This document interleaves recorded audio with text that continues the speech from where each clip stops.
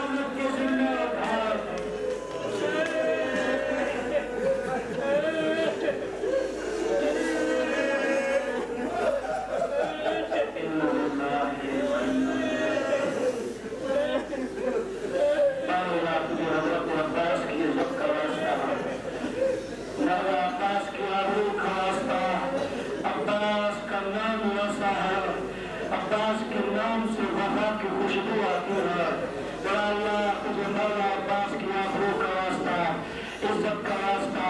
ان مومنوں کی عزتوں کو محفوظ فرما میرا مالک ان عزاداروں کی حفاظت فرما میرا مالک یہ اس وقت رات کو بیٹھ کے بچے بچیاں بڑے ہو رہے ہو میرا اللہ عباس کی قربانی کا واسطہ ان کے آنسوؤں کو اپنی بارگاہ میں منظور مقبول کرنا میرا مالک تجھے واسطہ ہے مولا عباس کی عزت کا عظمت کا آبرو کا میرا اللہ یہ حسین کا وہ سپاہی ہوا یہ وہ سپاہی ہوا اس کے بعد حسین تنہا ہو گیا اس کے بعد حسین اکیلا ہو گیا اس کے بعد حسین کو لوٹنے والے زیادہ تھے تسلیاں دینے والا کوئی نہ تھا میرا مالک تجھے اب عباس کی عظمت کا واسطہ حاجی صاحبان کی اس کوشش کو اپنی بارگاہ میں منظور و مقبول فرما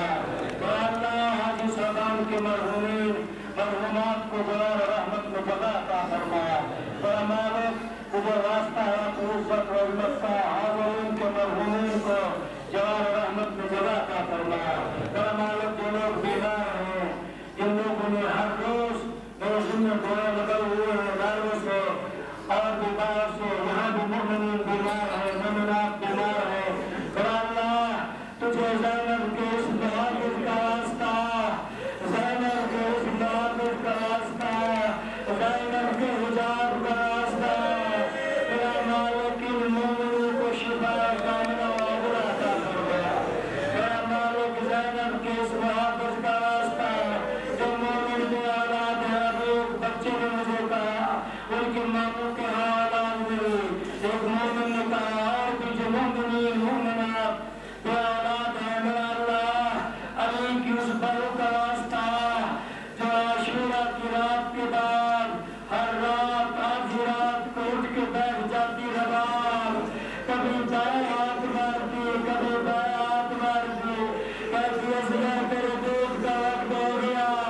تو نہیں گزرا میرا اللہ علی کی عظیم بہو کی عزت کا واسطہ میں اولاد نرینہ عطا فرما میرا مالک مقامات مقدسات کی حفاظت فرما میرا مالک جو لوگ پر حفاظت کر رہے ہیں کاروبار کی حفاظت فرما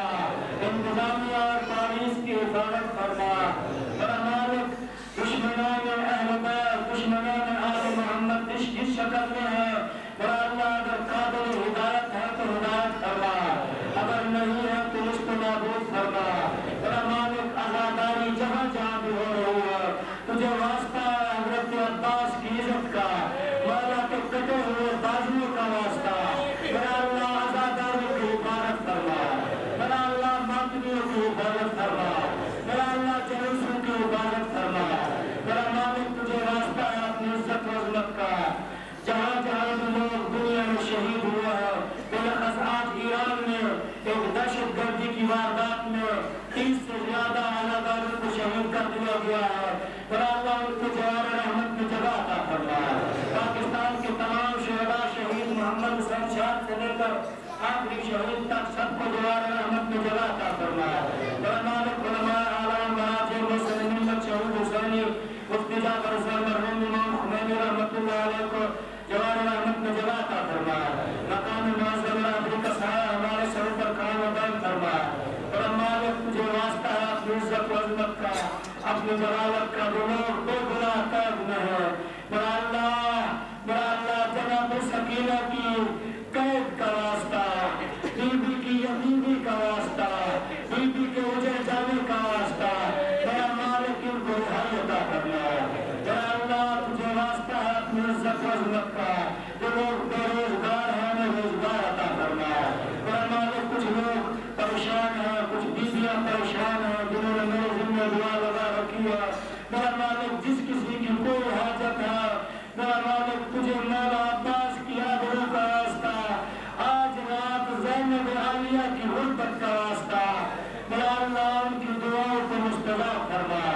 میرا مالک جو لوگ امتحان کے مسئلے میں پریشان ہیں جوان نے مجھے کہا تھا تعلیم کے مسئلے